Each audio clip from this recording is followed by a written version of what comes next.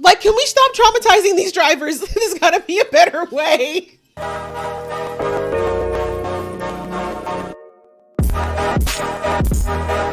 Hey guys, it's your girl Aisha, aka Geek XX Chic, and we are back with another reaction to The Umbrella Academy. We are now into episode 7, which is called Auf Wiedersehen. I believe that is German for goodbye, and I only know that from the sound of music. I am not fluent in German in any way, shape, or form.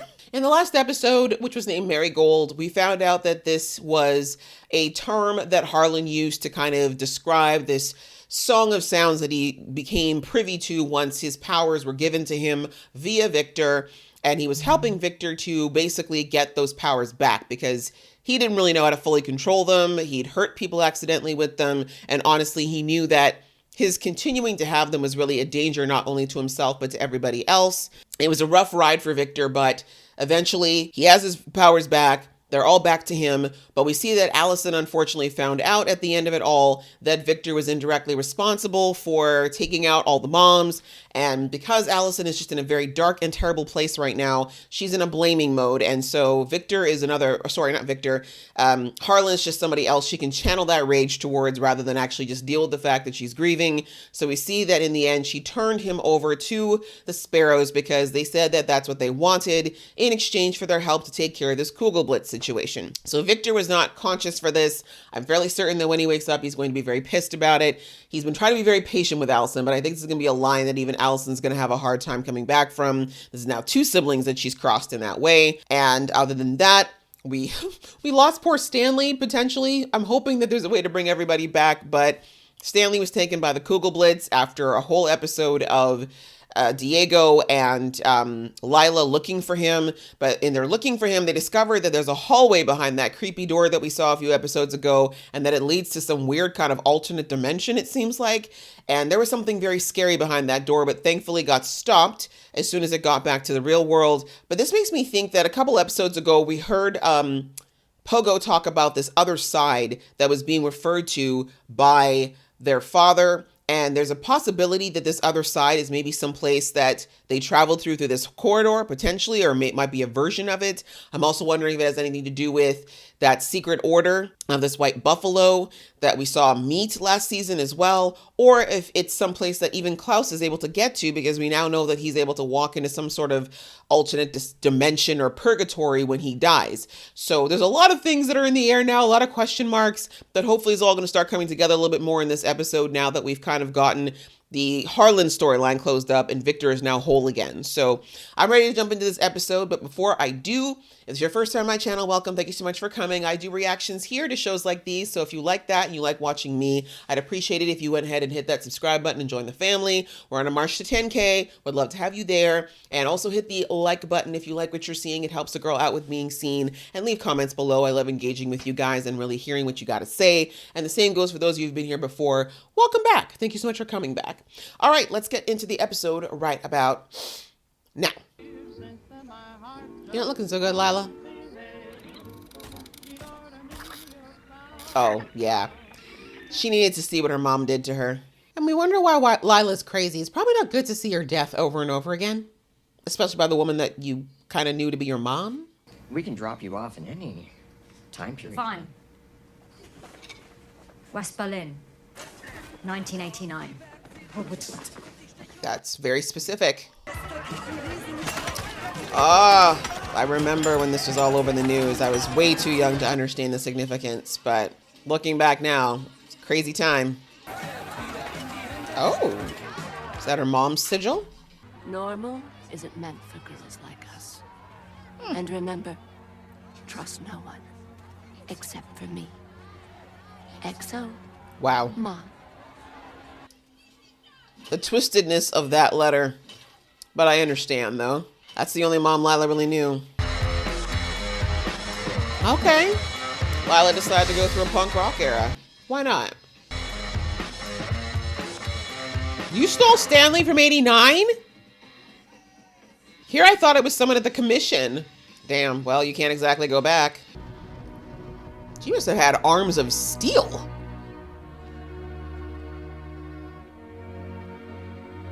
Interesting auditory segue there with going from this death metal to symphonic quiet music. What do you say you and I go to America and terrorize an old friend of mine? Could be fun. Sounds like a plan. We still haven't discovered what was going on with his ear, though. I need to know why he has an ear thing that was leaking. They never really addressed that beyond that episode, and I can't think it was for nothing. Must be the money. Okay, Daddy had good taste in music. Oh, let Klaus out, please. If you're gonna hit, can you at least hit to the beat? You can't do that to 90s Nelly, yo. And you remain dead for 22 minutes. Totally vulnerable. I could have taken every one of your organs. Could have. If the world is truly ending, then you're running out of time to master your gifts. Pop's got a right. He's got a point. I know it's super cruel and very twisted and traumatic, but he's not wrong. Like, Klaus clearly, I mean, because of the way that his dad handled it, Klaus never really took time to really figure out more about his gifts, as we saw back in season 1. The others actually did embrace learning more about it. So we ain't got the time now. Klaus is going to do the crash course now that he's an adult and he can reconcile it.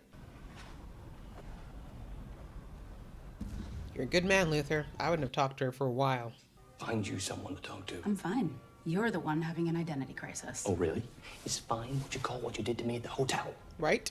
Let's not forget. Stanley is gone. We need to face it. Check the chimney, all right? He's not in the bloody chimney. He's been Kugelblitz. And whose fault is that, huh? You're the one that brought him here. Congratulations, you're both mildly terrible parents.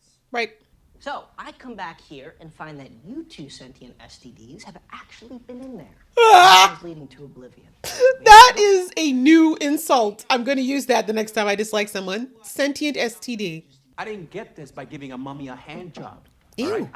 What? Please make yourselves at home. Bitch, this is our home. I like Allison being snarky, though. I'm not going to lie. Question. Yeah, if I kill you, do we get our Ben back? Right? Hypothetically. Keep talking and your hand won't be the only thing that's bleeding. Okay, if the testosterone twins are done. Why did he look turned on? He's like, ooh, fighting. I like this. I don't understand. Why? Because he didn't deserve to live. What? Because He grabs the cheese balls. Harlan killed all of our mothers. What? Whoa. What? Shit. bloody plot twist. Right? They're all just eating. I love it. Yeah, but he didn't mean to hurt anyone. How do you know? Because it's my power. I screwed him up. And if you need someone to blame, I'm right What makes here. you think I don't? Right? I think that Allison's got smoke for everyone right now. Do you know what that felt like? Watching you fight harder to protect a man who helped destroy my daughter than you ever did to bring her back? I don't know how to bring Claire back. Right? God, this whole family is so quick to tell me to suck up my pain and so worried about fixing yours. Somebody. She's not wrong about that. So we can all run around and clean up your mess? I'm sick of it. Take it easy, Allison. He's like, I want them to kill each other. Allison. I build a new life for myself, you and the world, and take it from me! How are you doing this without saying I heard a rumor? Just a little residual gift from Harlan. All right. Does that make you feel better, Allison? We should have left in the basement. Whoa, Allison, all right! Thank you. She wanted that. So let's get it out. Let's continue. Sweet. You guys fight just like us. Well, yeah, you have the same common denominator of a screwed up dad. But anyway, the sad part is, Allison, you're not going to feel any better. It's going to feel worse and worse and worse. But keep digging. You'll find out the hard way.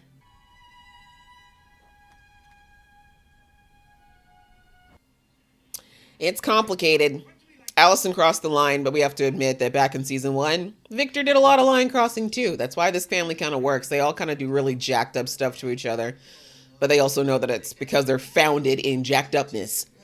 Ben died during the Jennifer incident. Tragic. Oh, tragic. I'm not finished. Jennifer.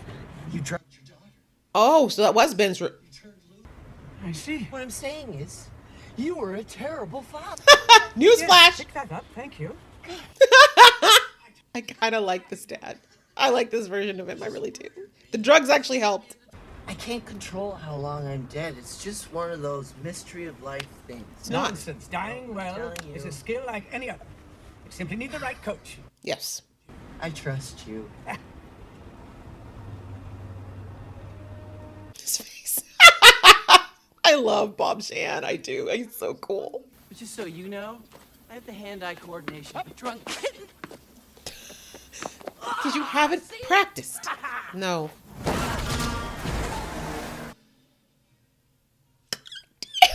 He's such an ass. Trial commencing, 1:15 p.m. I mean, it's true though. Klaus has got to figure this out. He's been running from his powers his whole life. Not Cats in the Cradle. Y'all are really trying it with this soundtrack. Bring it back, Klaus. You got this. Don't cry. Not the time. Get out of the road. Damn. Double hit. Woo. Concentrate, Klaus. How many people are just sitting here thinking they've murdered someone? What is happening on this road? Where are they? Murder highway? I mean, we get to see a lot of Bobby Shahan, all, you know. Ah! Oh, it's just about the thirst trap, but then they just ruined the moment. I think I figured this out. Oh? Not him with the Jesus pose. 6 minutes. Like, can we stop traumatizing these drivers? There's gotta be a better way. Dad had a drug. Why didn't he just use that? Yes, break it on down, baby. See? Never doubted you. Oh, get out of the road. Why are you in the weapons closet there, hun? Can we talk? Don't look at me directly though. That eye freaking me out. 0.98 at peak energy flux. Tensile strength. UTS ceiling of 10,000 gigabits. He's like, what are they saying? They're speaking geek. What do you think, Five? Could work. Or we could all die horribly. Pretty much the odds every season. And there's nothing that would make me love you less. That's why you don't make promises like that. As much as you love family, there are things that can make you love them less. That's true of anybody. In a few days, we'll all be Kugel toast. And I guess Harlan will have died for nothing. Not Ben actually using emotional manipulation properly.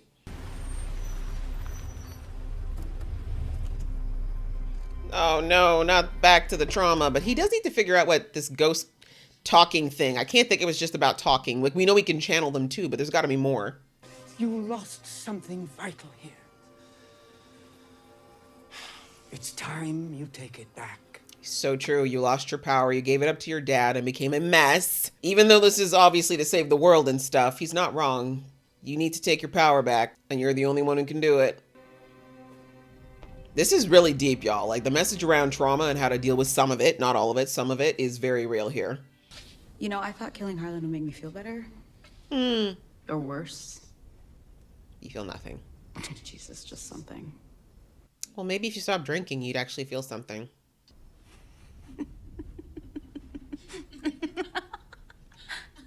Lila's like, if I'm looking at you like you're crazy, there's a big problem. Things are still real. They're just moving by so fast, you get dizzy with the changes. Something concrete to lock onto. No matter what changes around you. And what if I had one and I lost her? Then you need to find it. It should be within yourself. Then find another one. Yeah. It should have been you all along. That's one of the things people have to understand. While your children are something super important in your life, you absolutely need to focus on yourself. This is the only thing you have control over in your life. Look at you getting better, Victor. Less exploding, more contained and controlled. We like this. Oh no, here comes Mama Bear. Who's she gonna kill now? You have no right. Not her wearing a nun's outfit. Day of vengeance was in my heart, and my year of redemption had come. Damn. Flamethrower, huh? That's the problem. Who's got anything that can resist that? Allison can't room her because she's a robot. Ben, his tentacles probably can get burned. Yeah, I don't know. They're kind of screwed. Actually, no. I keep forgetting Diego actually has telekinesis. He just never really uses it like that. Come back, Klaus. Come on. Klaus, they go away if you make them. Come on. Nothing personal. She's a robot. What are you doing? Oh, did that work?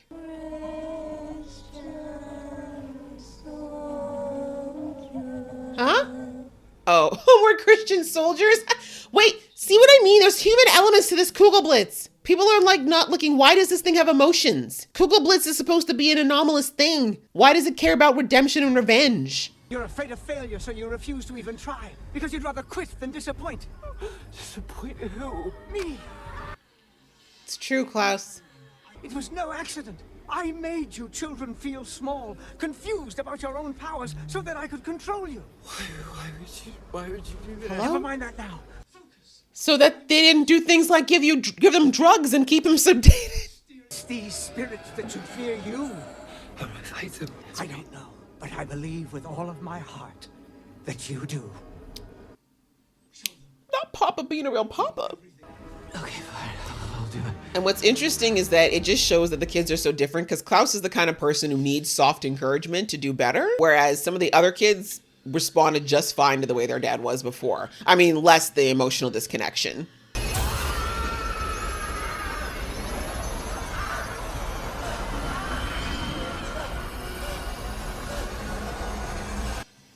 Nice. Well done. Banishing is cool. Aren't you a miracle? Thank you. Yes, he is. Don't pass out. Don't pass out. Christopher ate it? Oh, thanks, Chris. You're a real one. We might feel like we're gonna lose him. What?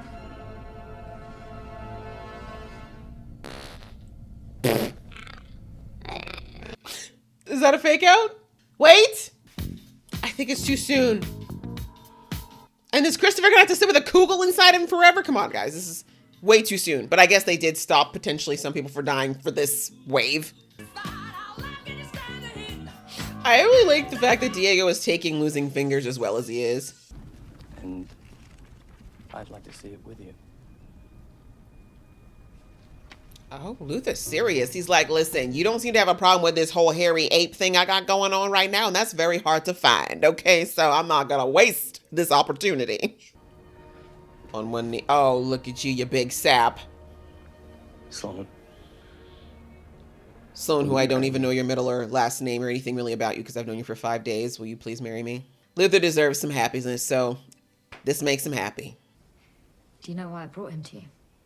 Because you're a sociopath. That's that. There's that. Dropping a kid in your lap and seeing if he'd reject us in a run felt safer than telling you the truth. He's like, I'm listening. I'm pregnant, Diego. Don't lie. I'm not going to be very good at this mother thing, but I saw you with Stan and you're good, Dad. I feel like you guys are kind of on par. The two of you are just the right amount of screwed up for each other, so. But I should say Diego doesn't have the greatest track record with girlfriends. Take it, Diego. You think about it. What? He's totally going to do it. There's no way he's going to abandon his kid. He has too many abandonment issues of his own. I'm scared for you. Seriously? Yeah. She killed someone. You know why I wanted this last jump to work so badly? Because you're old and tired? Because I slaughtered a boardroom full of people to buy our way back here. Family's messed up. All of them. People like us, we will never save enough lives to make up for the ones that we take. It's true. There's no value on a human life. You know what they call a superhero who works alone? Doesn't listen to anybody. Batman. A villain. Woo! But lie to us again. Victor, I'll kill you myself. Fair enough. I mean, it sounds rough, but it's true. Victor literally caused an apocalypse twice. So, yeah, the decisions that he makes, they're kind of huge. You are a terrible leader with no loyalty to anyone but yourself. You don't speak for Christopher. Really, dude? Yep, you're kind of a jerk. Here's to a new life without this dickhead.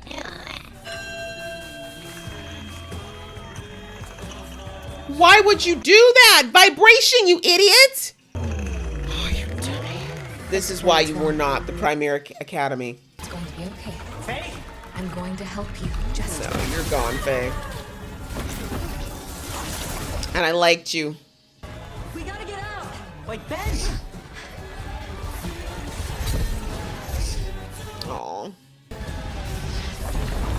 Kugel Blitz is angry. I cannot believe you were that dumb. I can though, because you guys are too arrogant. That's the biggest problem with this academy versus the old one. This one's got so much arrogance, at least the other ones, at least with the umbrellas, they kind of knew their limits. I guess that's the benefit of losing Ben the way that they did. They had to learn the hard way that they're not invincible. Wow, guys, that was episode 7 and what a mess.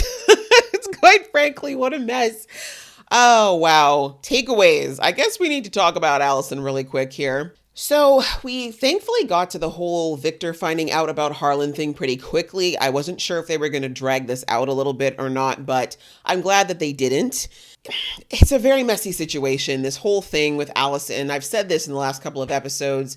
She is grieving hardcore. She's really having a hard time.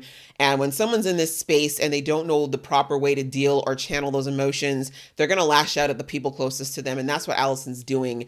And I think with Allison, it's even more than just losing Ray, losing Claire. I think that if you look at Allison from season 1 and even going into season 2, she's someone who's always repressed, right? She's always tried to be the good girl of the group. She's actually a lot like Sloane from what I see of Sloane and trying to be the peacemaker, the bridge between the sides of the family that didn't work out. And the problem with that is when you repress a lot, eventually it's got to come out. And right now, because she's lost so much and because she no longer kind of has some semblance of what she considered to be a norm, she's just letting it all out. And it's just hitting, like everyone's catching strays, even people who don't deserve it. And unfortunately, again, her lashing out at Harlan, I don't think she needed to kill him. Harlan had no power anymore. She knew this. So killing him was really just a vindictive move to hurt Victor. But I get it. Allison has definitely been holding on to, like, I thought she was a little too kumbaya about Victor nearly killing her back in season 1. And I feel like there's a little bit of that that's still in there, you know, like she took that, swallowed it, and then there's Victor going and doing things again, in her opinion, that affect everybody. And of course, keeping the secret about the moms. I'm not mad about it. I said it a couple episodes ago that the timing was the real thing when it came to the mom thing. Do I think that Victor would have ever told them? I do. But again, I don't know. It's not necessarily fair, I guess, for him to keep that information all to himself since it affected them all.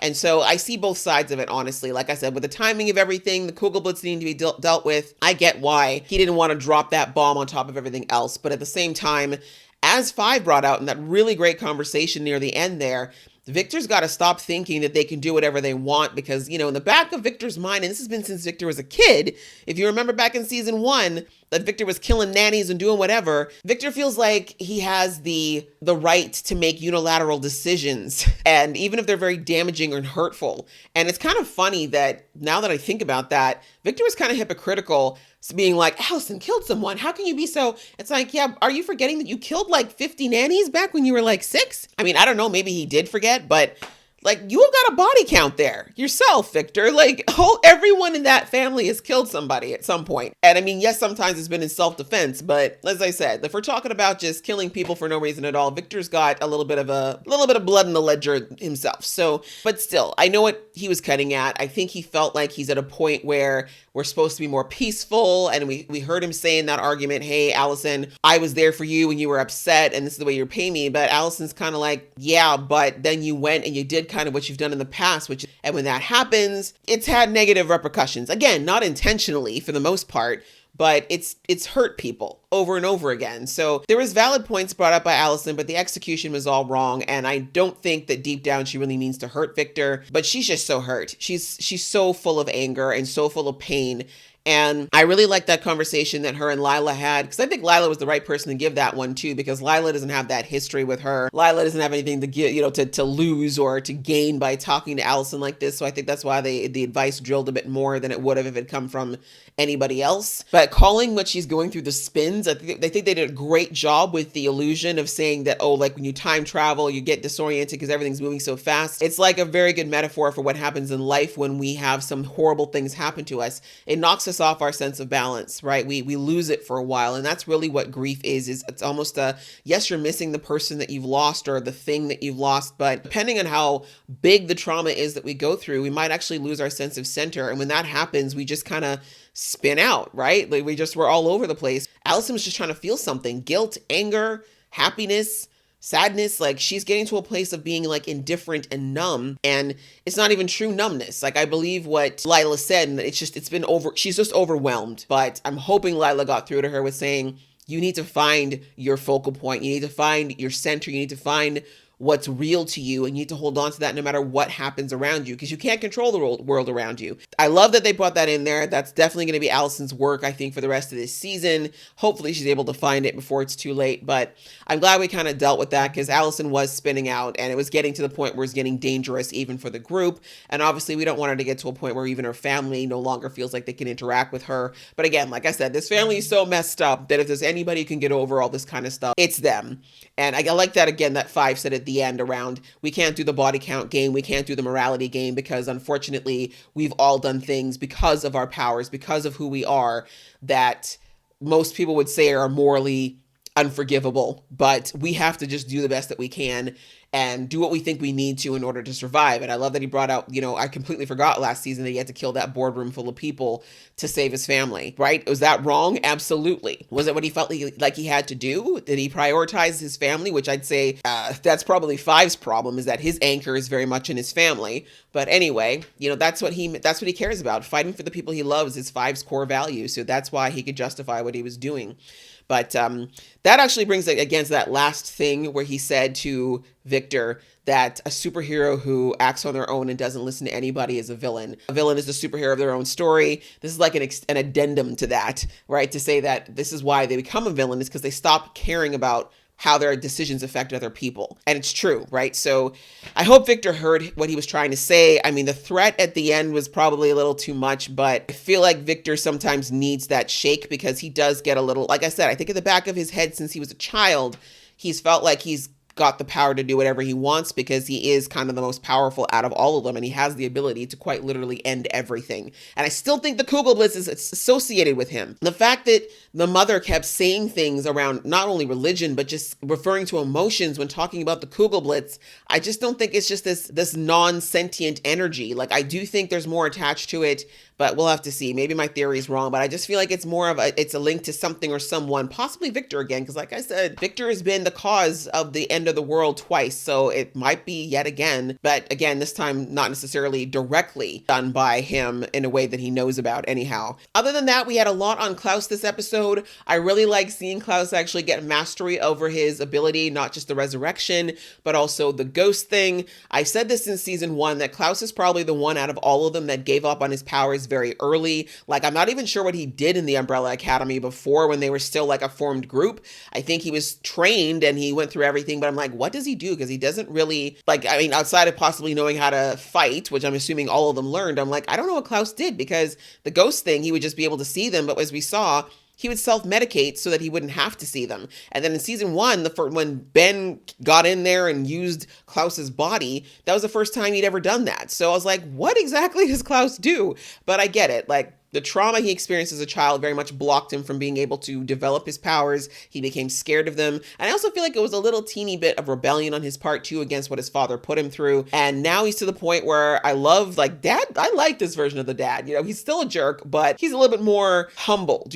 Being drugged up for the last 10 plus years has really helped to loosen him up a little bit and realize a little humility. And I like that he told Klaus a lot of the things he needed to hear. One of them being that, look, we can't change what happened in the past. You can't change your childhood. However, you're an adult now and you have to choose where you're going forward. And for him, that block, that resistance is very much tied to his trauma and is giving away his power to his fear. And basically his dad's like, look, you have to stop doing that. You can't run from your powers anymore. You can't just, everything about the way Klaus is with his lackadaisical, I'm a hipster, everything's easy peasy. That is all an avoidance mechanism from him actually dealing with what he really needs to deal with, which is that he's scared of his powers and he doesn't really want to get into them. So I'm glad this episode forced him quite literally to take that bus in the face and start dealing with that. He's got this amazing ability. I am glad that he taught him how to deal with his battle res pop properly. I have no doubt that it's going to come out be handy.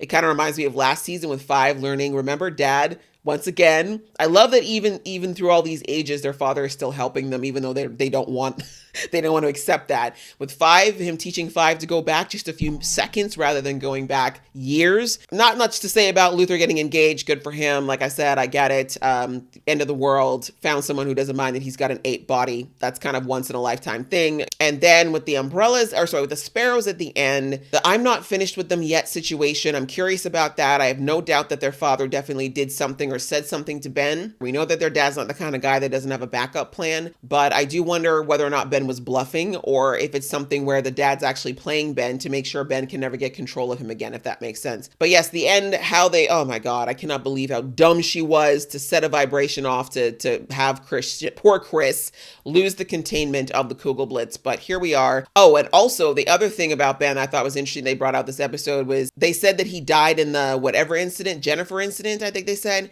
and he's drawing somebody named Jennifer everywhere. His whole room is covered in Jennifer stuff. So I'm hoping maybe in the next episode we get to find out what the Jennifer thing is about, because we never talked about how Ben died. Like for all these seasons, we never heard about how Ben died. We never talk about it. So I think we're finally going to put an end to that mystery too, and I'm looking forward to that. Maybe that might be the thing that might help this Ben break out of being such a jerk and be a little more like the Ben that we know. But anyhow, this was a great episode. I hope you guys enjoyed watching along with me because I really enjoyed it. If you did, please give this video a thumbs up and we will see you in the next video.